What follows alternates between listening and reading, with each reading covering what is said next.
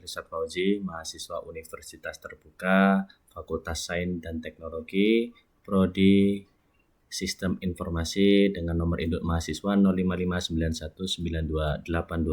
Baiklah, pada kesempatan kali ini saya akan menjelaskan mengenai tugas 1 tentang mata kuliah algoritma dan pemrograman. Yang kali ini pada tugas 1 diberikan tugas yaitu untuk membuat flowchart dan pseudocode ya. Jadi dari tutor kemarin sudah memberikan arahan untuk mengerjakan tugas 1 dengan tata cara menggunakan flowchart dan pseudocode, yang mana pada kesempatan ini saya akan membahas secara ringkas tentang pengertian apa itu flowchart atau pseudocode yang telah saya baca dari modul, kemudian saya terapkan untuk mengerjakan soal di tugas 1 ini. Baiklah, langsung saja untuk mengetahui atau untuk menyingkat waktu atau durasi pada video ini. Di sini ada soal dari Tuton atau praktik ya dari algoritma dan pemrograman, yaitu buatlah algoritma dalam bentuk flowchart dan pseudocode kasus berikut. Pada sebuah perusahaan dengan 3 golongan karyawan, yaitu A jika golongan A gaji 5 juta, kemudian B jika golongan B gaji 6.500.000, kemudian C jika golongan C gaji 9.500.000. Jika karyawan tersebut lembur, maka mereka dibayar per jam dengan ketentuan sebagai berikut. Nah, jadi di sini ketentuannya yaitu jika karyawan lembur 1 jam, maka 30% dari gaji pokok. Nah, jadi yang pertanyaannya di sini adalah inputan pada flowchart dan pseudocode adalah golongan dan jam lembur. Outputnya jumlah penghasilan gaji golongan ditambah gaji lembur. Jadi kita diberikan tugas untuk menghitung apabila jika golongan A, B, C ini, kemudian jika karyawan ABC ini lembur, nah ini lemburnya, itu berapa gaji golongan ditambah gaji lemburnya.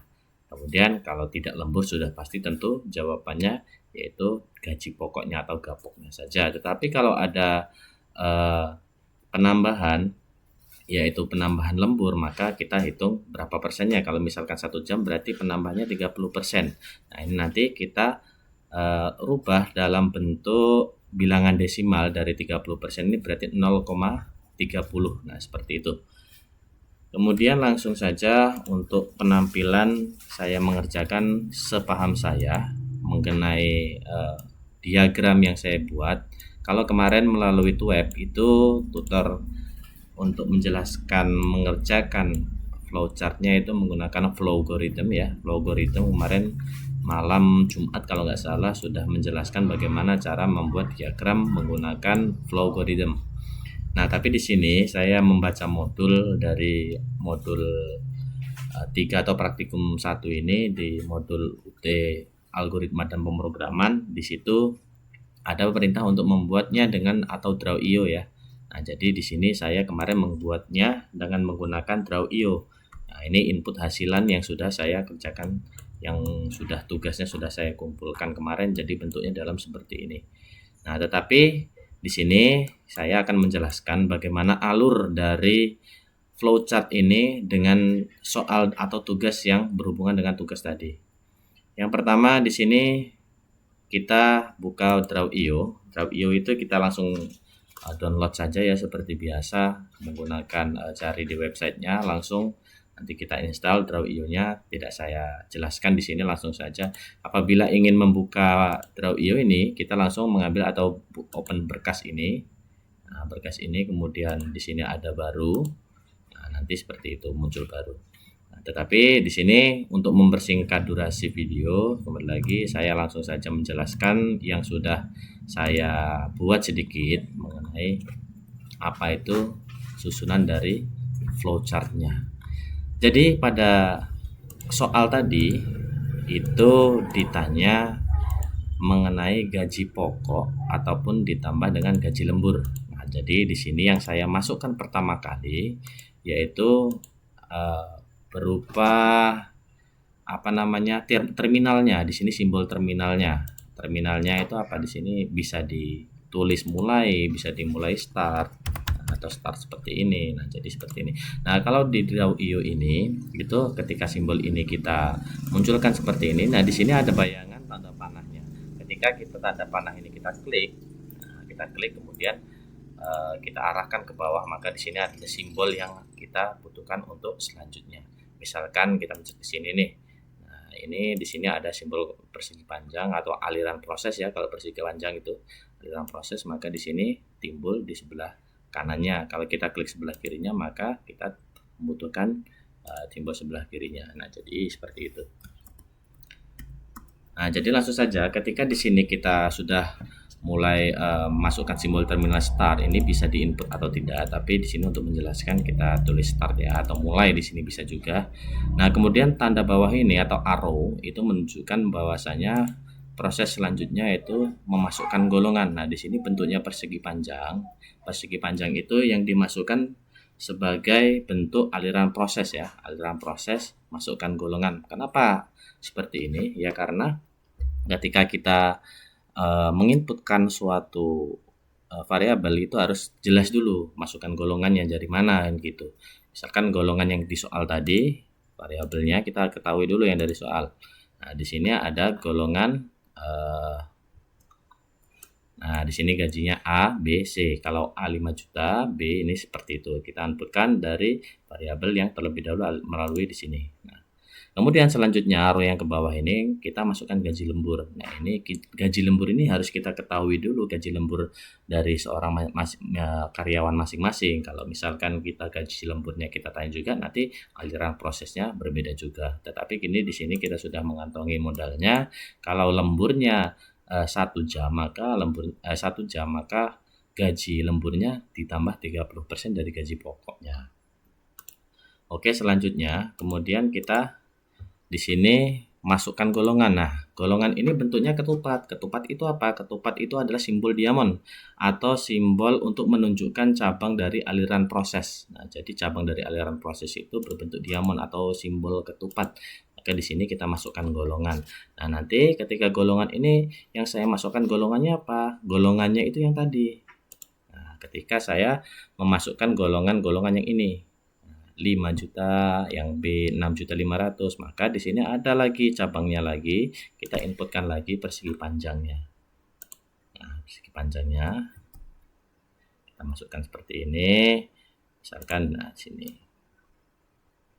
Kenapa persegi panjangnya? Karena di sini kita inputkan untuk mengetahui golongan apa dulu yang akan kita masukkan, golongan berapa dulu. Nah, ini harus kita. Nah, ini tanda panahnya boleh divariasi apabila kita membutuhkan misalkan di sini nih, di sini atau kita bentuk seperti ini. Nah, ini jadi hanya contoh saja, ini contoh singkatnya karena sudah saya buat. Nah, di sini saya jelaskan lagi di sini ya. Jadi untuk di sini ketika kita setelah input golongan, nah ini golongannya, ini ada golongan gaji pokok A, ini B, ini C. Golongan gaji pokoknya 5 juta, golongan gaji pokok 6.500.000, kemudian gaji pokok 9.500.000. Nah, misalkan seperti ini, kenapa di sini ada golongan tidak valid dan di sini ada selesai? Nah, ini apabila jika gaji itu tidak dari ketiganya ini, maka program di sini saya buat selesai. Itu pemahaman saya. Jadi misalkan apabila tidak, ini jika jika tidak dari 3 ini, maka di sini kita selesai. Nah, itu maksudnya. Ketika di sini selesai, maka berarti tidak ada jam lembur lagi. Ya, benar, karena di sini tidak ada lagi jam lembur, tidak ada lagi proses selanjutnya karena mungkin gaji tersebut ya sudah gitu aja. Tetapi kalau ini ditambah ketiganya ini melaksanakan lembur atau melakukan lembur, maka di sini kita inputkan lemburnya. Gitu. Lemburnya berapa jam? Nah, lemburnya ada proses lagi. Bisa berapa persen lemburnya? Ada lemburnya 1 jam, 2 jam, 3 jam, 4 jam. Nah, di sini tadi ketika lemburnya 1 jam itu 30%, kemudian lemburnya ketika 2 jam maka 32%, lembur ketiga 34% dan seterusnya. Nah, di sini kita rubah kenapa 0,30? Dari mana asalnya? Ini adalah bilangan desimal dari persenan yang tadi. Kalau misalkan 30% berarti 0,30. Maka di sini harus kita rubah dulu. Kalau ini masih tetap 30%, maka program tidak terbaca. Seperti itu kurang lebihnya. Kita harus rubah dulu dalam bentuk bilangan desimal. Setelah itu di sini ada lembur 1 2 3 4. Nah, di sini 0,38 itu penurunan harga yang tidak didukung atau blackout. Itu dimaksud yang lebih dari dari seperti ini. Maka di sini 0,38. Maka di sini soalnya di sini kan ada jika karyawan lembur lebih dari sama dengan 5 jam. Nah, ini lebih dari berarti 5 jam itu 5 jam lebih itu nambahnya 30%. Nah, seperti itu bahasa awamnya ya. Setelah itu ketika tidak lembur maka presentasenya 0 di sini. Nah, setelah ini ada aliran proses yang seperti ini saya buat. Kenapa? Karena untuk menentukan dari gaji pokok masing-masing karyawan ini dikalikan persentase berapa lemburnya, maka hasil selanjutnya yaitu menuju ke gaji lemburnya berapa. Gaji lembur dari mana asalnya? Gaji pokok dikali persentase lembur. Nah, gaji pokok ini dikali dengan persentase lembur. Nah, jadi prosesnya awalnya ketika kita temukan di sini gaji pokok dikali persentase. Nah, baru total gajinya. Nah, yang ditanyakan tadi di soal yaitu total gaji ya. Total gaji, gaji golongan ditambah gaji lembur. Tapi total gaji ini di sini golongannya pun berbeda-beda saya buat gitu. Misalkan kalau misalkan total gajinya si A berarti lemburnya berapa jam. Nah, nanti di sini ada prosesnya. Kemudian di sini tampilkan gaji pokok, gaji lembur dan total gajinya. Nah, nanti di sini gaji pokoknya berapa, hasilnya nanti akan tampil setelah melakukan pengalian dan penjumlahan seperti ini. Nanti di sini akan misalkan ditulis dengan bahasa pemrograman atau Java, nanti di sini akan muncul berapa gaji pokoknya, kemudian ditambah gaji lembur, kemudian total gaji keduanya ini. Nah, di sini berarti sudah selesai ya.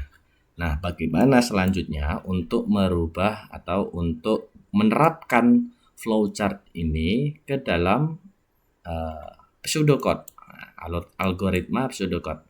Nah, jadi di dalam algoritma pseudocode sudah saya buat juga. Nah, di sini ada, nah ya, di sini ada bagian deklarasi. Nah, ini, jadi ini tentang algoritma hitung gaji karyawan. Menghitung total menghasilkan karyawan berdasarkan golongan dan jam lembur. Nah, ini saya ketik sendiri. Ini menggunakan fontnya agar saya samakan seolah-olah seperti bahasa pemrograman. Itu fontnya saya ganti menggunakan Courier New. Nah, Courier New ini biasanya di masing-masing Word itu biasanya ada ya. Kalau Word 2010, 2011 saya gunakan ini. Nah, selanjutnya di sini itu kita tentukan dulu deklarasinya, yaitu mencari golongan jam lembur, gaji pokok, gaji lembur, total gaji, presentase lembur atau disebut dengan real. Di sini golongan disebut dengan char, atau jam lembur atau disebut dengan in atau integer. Kemudian gaji pokok, gaji lembur, total gaji, presentase lembur dan real. Nah, di sini deskripsinya adalah output. Nah, output, input, output, input. Nah, ini dari mana? Kenapa bisa seperti ini ya? Karena si pemrogram itu tadi, programmer atau orang yang membuat kode program itu membaca dari alur flowchartnya. Nah, ini tadi. Nah, ini sumbernya bisa jadi seperti ini karena berasal dari ini. Nah, ini. Kenapa di sini ada masukkan golongan? Ini input. Maka di sini yang ditulis apa? Nah, input output. Nah, ini outputnya apa? Masukkan golongan ABC. Kita sudah ketahui masukkan golongan ABC. Misalkan golongan A tadi berapa? Dengan gaji berapa? Golongan A gaji karyawannya misalkan 6.500.000. Nah, itu kemudian input golongannya berarti A. Kemudian di sini dijelaskan lagi output masukkan jam lembur. Nah, di sini jam lembur karena sudah kita ketahui jam lembur itu tadi apabila 1 jam itu menambah 30%. Maka di sini nanti kita rubah desimalnya menjadi 0,30%. Selanjutnya kita masukkan lagi nanti di sini input jam lembur. Nah, di sini tentukan gaji pokok berdasarkan golongan. Jadi setelah saya buat tadi, setelah membaca dari alur flowchartnya di sini, maka kita mengetahui di sini. Nah, di sini kita ketahui bahwasannya ada untuk menghitung gaji pokok. Nah, gaji pokok ini di sini kita inputkan gaji pokoknya misalkan berapa ini. Nah, misalkan gaji pokoknya 5 juta. Nah, yang pertama, kemudian gaji pokok yang kedua berapa di sini? 6 juta, 6.500.000. Kemudian kita inputkan. Nah, kita inputkan. Kenapa di sini if? If adalah untuk melakukan pemrograman yang dilakukan secara menjorok ke dalam, atau misalkan yang disebut untuk menentukan golongan karyawannya jika penentuan if itu jadi jika gaji pokoknya 5 juta, jika gaji B 5 juta. Kenapa? Karena nanti untuk menghitung ketika kita memasukkan jam lemburnya. Nah, kita ketahui di sini, tadi saya buat di sini kan gaji lembur. Nah, itu untuk golongan karyawan jam lembur yang dilakukan. Maka di sini kita harus mengetahui dulu if golongan A itu kita menggunakan if ya, golongan itu jika sini yaitu 10 yaitu berapa? Gaji pokoknya 5 juta. Berarti si A ini 5 juta. Pokoknya ketika ada disebut sebagai A, di sini bisa juga diganti. Misalkan diganti menjadi Agus misalkan. Nah, di sini berarti gaji si Agus itu 5 juta. Nah, kemudian si B Budi. Nah, di sini kita ganti Budi juga bisa. Nah, kalau Budi ini gajinya berapa? Nah, ini gaji pokoknya 6.500.000. Nah, itu. Nah, di sini jika golongan A gaji pokok 5 juta B dan seterusnya, saya di sini jika selain itu, maka di sini kan ada golongan tidak valid. Jika selain ini tadi, maka pemrograman berhenti, golongan tidak valid lalu program berhenti. Nah, di sini kenapa? Karena jika bukan dari ketiganya, ini pengulangan if ya atau rumusnya ketika tidak dari 3 ini maka programnya selesai atau berhenti sampai situ. Nah, kemudian jika golongan C dan seterusnya. Bagian 4, tentukan presentase lembur. Nah, di sini kan tadi untuk menentukan presentase lembur. Nah, jam lemburnya di flowchart. Nah, di flowchart ini saya buat dengan menggunakan draw.io tadi yang di sini itu menghasilkan seperti ini. If jam lembur sama dengan 1/10 presentase lembur 0,30. Jika jam lembur 1 jam, maka presentase lembur itu 0,30. 0,30 ini tadi adalah bentuk pecahan desimalnya atau bilangan desimalnya dari 30%. Nah, jadi ini dari mana ini? Misalkan ada 0,30, orang itu nggak ada. Nah, ini dari bilangan desimal atau pecahan dari 30%, 32% dan seterusnya. Kemudian if jam lembur ini tadi kita masukkan jam lemburnya. Kemudian nah di sini ada presentase lembur 0 jika presentase lembur atau bahasanya manusianya kalau tidak lembur. Nah, kalau tidak lembur berarti tidak ada yang harus dikalikan atau yang harus dihitung. Berarti 0, berarti hanya gapok saja. Di sini saya jelaskan lagi artinya lembur 1 jam bonus 30% dari gaji pokok ya yang sudah saya sebutkan tadi. Kemudian seterusnya kalau lembur lebih dari 5 jam maka di sini 38% penambahannya. Kalau tidak lembur berarti 0%, berarti tidak dikalikan apa-apa dengan golongan yang tadi. Nah, misalkan di sini setelah itu kita tuliskan outputnya ya sesuai dengan yang saya buat tadi di sini outputnya. Nah, ini output itu bentuk output semua ini 3 ini bentuk output gaji lembur, gaji pokok, presentase lembur, kemudian total gaji sama dengan gaji pokok ditambah gaji lembur. Nah, di sini gaji pokok itu adalah gaji pokoknya berapa. Gaji lembur misalkan nih gaji pokoknya si Agus nih berapa. Kemudian output lagi gaji lembur, ini output itu keluaran dari penghitungan yang kita masukkan variabel di atas tadi. Ini gaji lemburnya berapa, kemudian outputnya itu berapa total penghasilannya. Jadi output total penghasilan ini dikalikan dengan ini, ya, ditambahkan ini tambahkan dengan ini. Jadi ini sudah valid nanti di sini total gaji, maka program akan menampilkan semua hasil perhitungan ke layar. Nah, itu jadi. Nah, ini contoh alur nyatanya yang kasus tadi itu, misalkan pengguna menggunakan golongan B, ya, misalkan golongan B nih. Kita masukkan golongan B, kemudian lemburnya 3, berarti 0, berapa tadi yang 3? 0,34 ya, 34%. Nah, di sini langkahnya golongan B tadi itu dengan gaji pokok 6.500.000. Di sini lemburnya 3 jam, presentase lemburnya 0,34, maka gaji lembur 6.500.000 ini dikali dengan 0,34. Maka hasilnya adalah 2.210.000. Berarti penambahannya penambahan dari 6.500.000 ini adalah 2.210.000. Dari mana?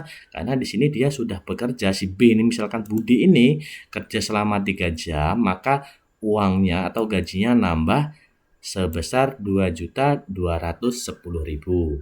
Nah, ini dihasilkan melalui pengalian yaitu 0,34 ditambah gaji pokoknya.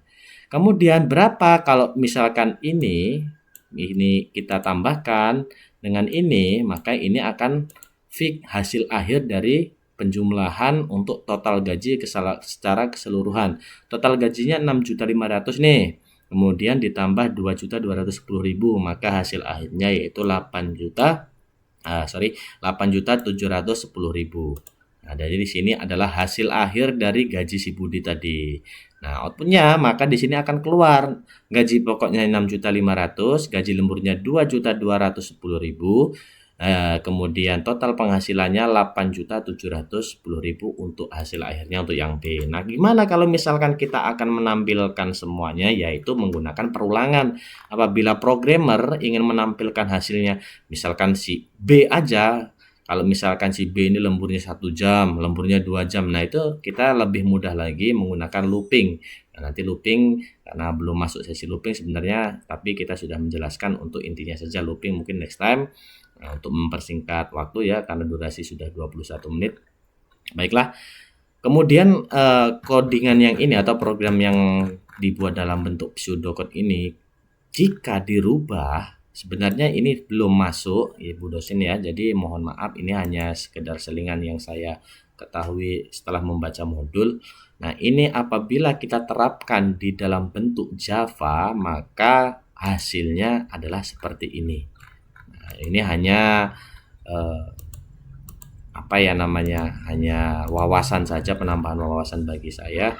Jadi di sini ketika ini menggunakan Eclipse ID atau saya menggunakan Eclipse ini membaca dari modul juga bagaimana cara untuk menghitung atau merubah bahasa flowchart kemudian bahasa pseudocode menjadi bahasa pemrograman Java. Nah, jadi di sini untuk membuatnya mungkin di sini sudah tidak saya jelaskan satu persatu. Di sini sebenarnya singkat ya, ada file, kemudian mencet new, kemudian di sini ada Java proses, kemudian kita pencet nanti selanjutnya setelah kita membuat hitung gaji karyawan, kemudian dalam folder SRC ini kita buat lagi Java ya, program Java misalkan seperti ini, kita klik kanan, kita buat new, kemudian kita ke kelas ini. Setelah itu nanti muncul seperti ini. Nah, ini kita menghitung gaji karyawan. Nah, ini dalam bahasa pemrograman ini telah saya terapkan menggunakan bahasa Java ya, dari Eclipse itu tadi. Setelah membaca dari flowchart dan pseudocode tadi, maka jadilah sebuah codingan sederhana menggunakan Eclipse untuk menghitung gaji pokok seorang karyawan. Nah, ini mungkin tidak kejauhan ya, sudah kejauhan, cuma sedikit aja.